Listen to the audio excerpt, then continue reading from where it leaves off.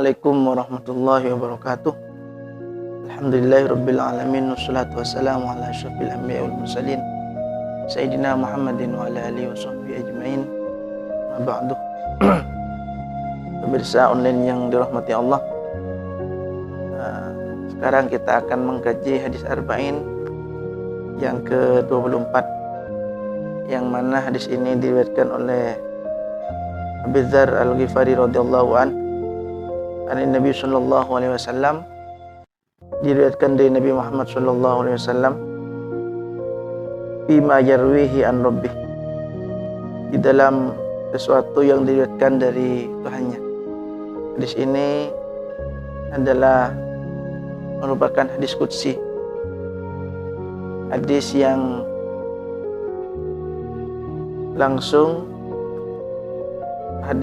langsung disandarkan kepada Allah Subhanahu wa taala. Berbeda dari hadis-hadis sebelumnya. Biasanya Rasulullah langsung bersabda siapa Rasulullah langsung pada matan hadisnya. Di sini hadis ini hadis qudsi, yaitu hadis yang langsung matanya disandarkan kepada Allah Subhanahu wa taala. Di sini Allah berfirman, annahu qala ya ibadi inni haramtu dzulma ala nafsi wa ja'altuhu bainakum muharraman fala tadzalamu. Wahai hambaku, saya mengharamkan zalim terhadap diri saya. Jadi Allah sebagai Tuhan, walaupun beliau jais-jais saja memasukkan orang soleh kepada neraka, memasukkan orang baik kepada neraka, dan tidak membalas amal-amal soleh dengan pahala yang setimpal. Tapi Allah tidak menggunakan kekuasaannya, tapi Allah berjanji kepada diri sendiri dan mengharamkan, dalam artian Allah tidak mau berbuat zalim terhadap hambanya. Bahkan di dalam Al-Quran dijelaskan,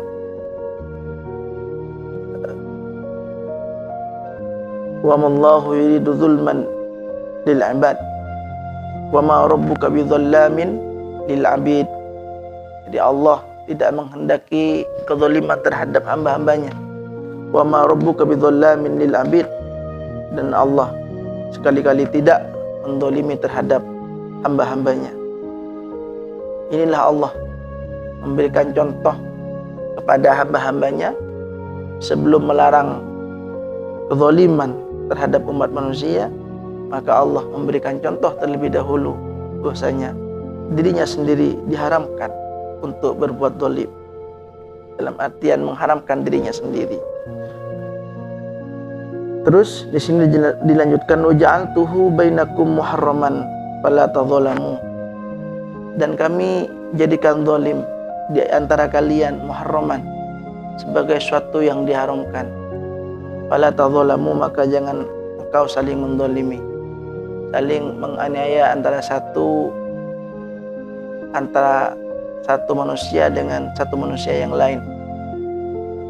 Jadi kita selaku manusia yang menghamba kepada Allah, maka selayaknya kita memperlakukan sesama manusia seperti kita memperlakukan terhadap diri kita sendiri. Yang kedua, Allah melanjutkan firman-Nya di dalam hadis qudsi, ya ibadi kullukum dhalin illa man hadaituhu fastahduni uhdikum.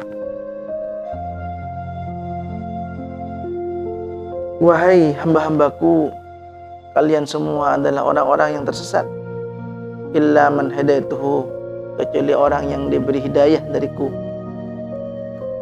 Fastahduni, maka hendaklah memohon hidayah kalian kepadaku. Ahdikum, maka saya akan memberi hidayah kepada kalian. Ini Allah memberi petunjuk kepada manusia melalui Al-Quran. Al-Quran adalah pedoman untuk menjalankan hidayah Allah, menjalankan petunjuk-petunjuk Allah. Maka oleh karena itu, jangan sekali-kali kita menganggap diri kita sudah benar. Maka setiap saat kita harus memohon hidayah kepada Allah Subhanahu wa taala.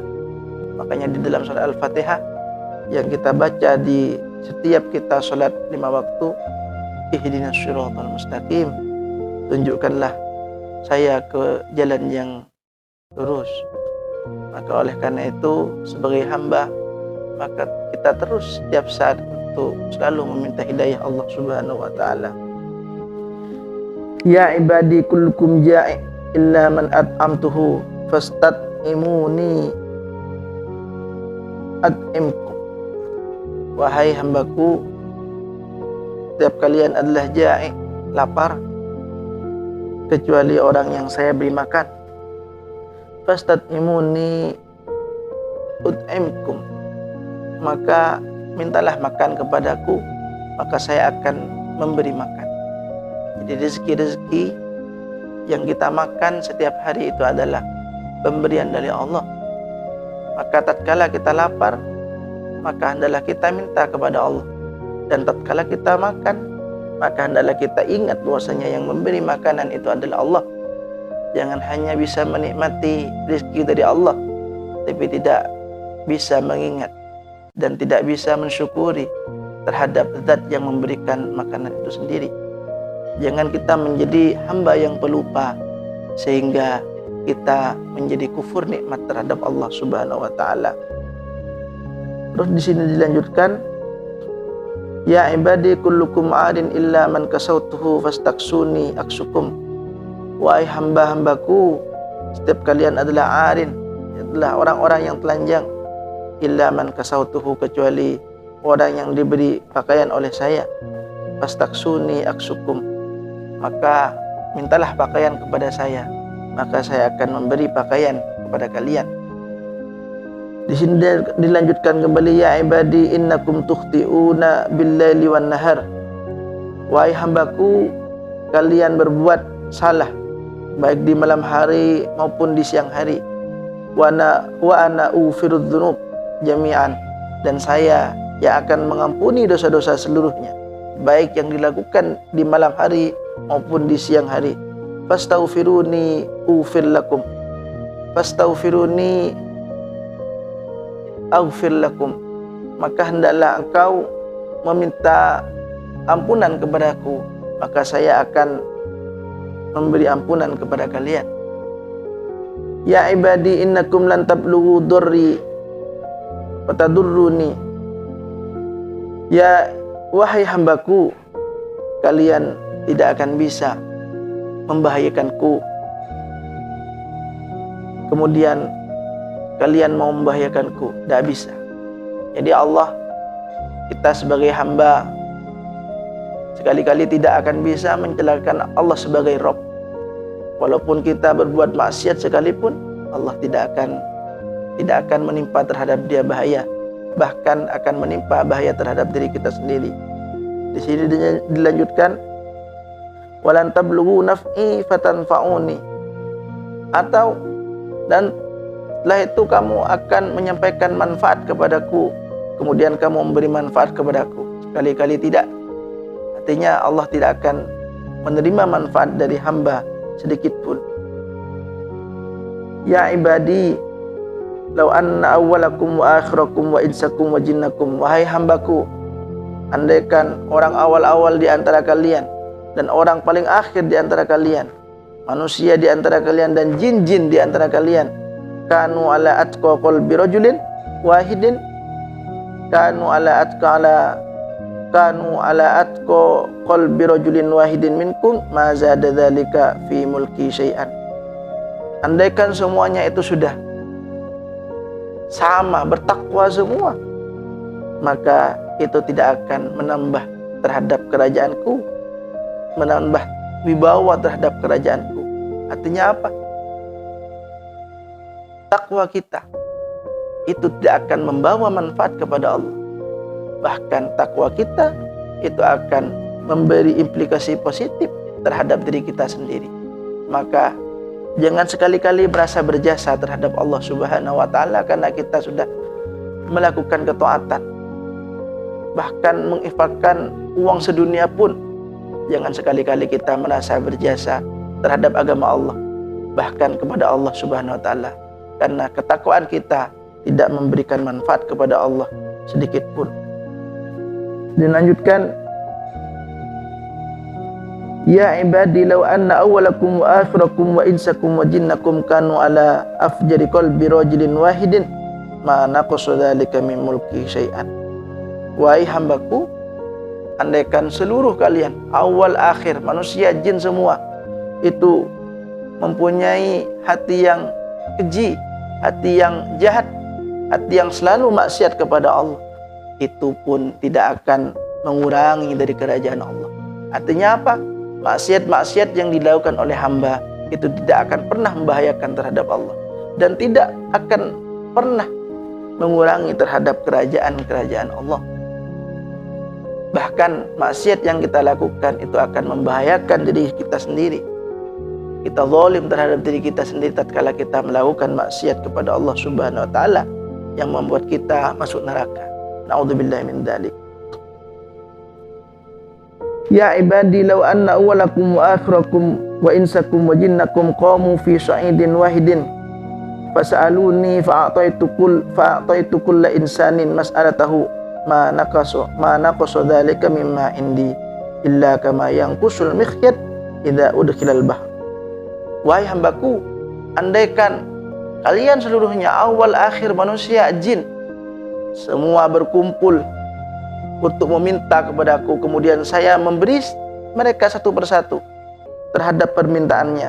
Fa'ataitu kulla insanin mas'alat. Kemudian saya memberi setiap masing-masing manusia diberi permintaannya, diijabahkan oleh saya. Maka sekali-kali tidak semua permintaan mereka, semua pemberianku terhadap mereka mengurangi terhadap apa yang ada pada diriku. Di sini dinyatakan diperumpamakan oleh Allah, illa kama yanqusul mikhyat idza udkhilal bahr, kecuali seperti yang kusul mikhyat, jarum tatkala dimasukkan kepada laut, apakah ada air laut yang berkurang? Sekali-kali tidak.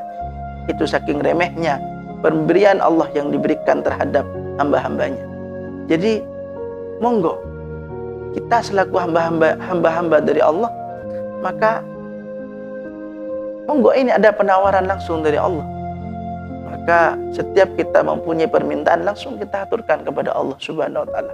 Sebesar apapun, sebanyak apapun, itu remeh di hadapan Allah Subhanahu wa taala. Ya ibadi innama hiya a'malukum usiha lakum thumma uwaffikum iyyaha faman wajada khairan falyahmadillah. Ya ibadi, wahai hamba-hambaku, innama hiya a'malukum, ini semua apa yang engkau kerjakan itu adalah amal, adalah perbuatan kalian semua. Itu semua akan saya hitung dan itu semua akan saya balas kelak nanti di hari kiamat. Ini dijelaskan usyalakum tsumma uwaffikum iyyaha, kemudian saya berikan balasannya kepada kalian terhadap amal-amal yang telah engkau kerjakan. Faman wajada khairan falyahmadillah, kalau amal kalian adalah amal baik, falyahmadillah, maka kita hendaklah memuji Allah karena semuanya adalah takdir Allah. Falyahmadillah, bersiap-siaplah untuk menerima balasan baik dari Allah Subhanahu wa taala. Faman wajada ghaira dzalik fala yalumanna illa nafsah. Atau barang siapa yang mendapatkan amal itu adalah ghaira dzalik, yaitu selain yang baik. Apa itu selain yang baik? Yaitu amalnya buruk, naudzubillahi min dzalik. Maka fala yalumanna illa nafsah, maka janganlah mencaci sungguh kecuali kepada dirinya. Maka yang dicaci adalah dirinya, bukan kita bersandar ini adalah takdir Allah, kita ya menyandarkan perbuatan jelek kita kepada Allah, su'ul adab namanya. Maka yang dicaci adalah kita sendiri. Mengapa? Karena itu semua adalah ikhtiar kita sendiri, adalah kemauan kita sendiri, adalah kehendak kita sendiri. Maka tatkala kita berbuat baik, mari kita falyahmadillah, maka hendaklah bersyukur kepada Allah. Tatkala berbuat jelek, maka hinakan diri kita sendiri dan segera minta ampun kepada Allah Subhanahu wa taala. Apa dari hadis qudsi yang dapat kita ambil pelajaran dari ini? Jadi Allah di sini dari atas, siapa yang minta pakaian, ayo minta pakaian kepada saya. Kalau lapar, ayo minta makan kepada saya. Tersesat, ayo minta petunjuk kepada saya. Artinya apa? Jangan bosan-bosannya kita memohon kepada Allah Subhanahu wa taala. Karena Allah Maha Kaya. Karena Allah saking kayanya, seluruh pemberian Allah itu tidak akan mengurangi terhadap kerajaan Allah Subhanahu wa taala. Semoga kita semua masih diberi keinginan untuk selalu berdoa kepada Allah dan masih diberi hidayah oleh Allah Subhanahu wa taala, dan semoga kita semua husnul khotimah. Assalamualaikum warahmatullahi wabarakatuh.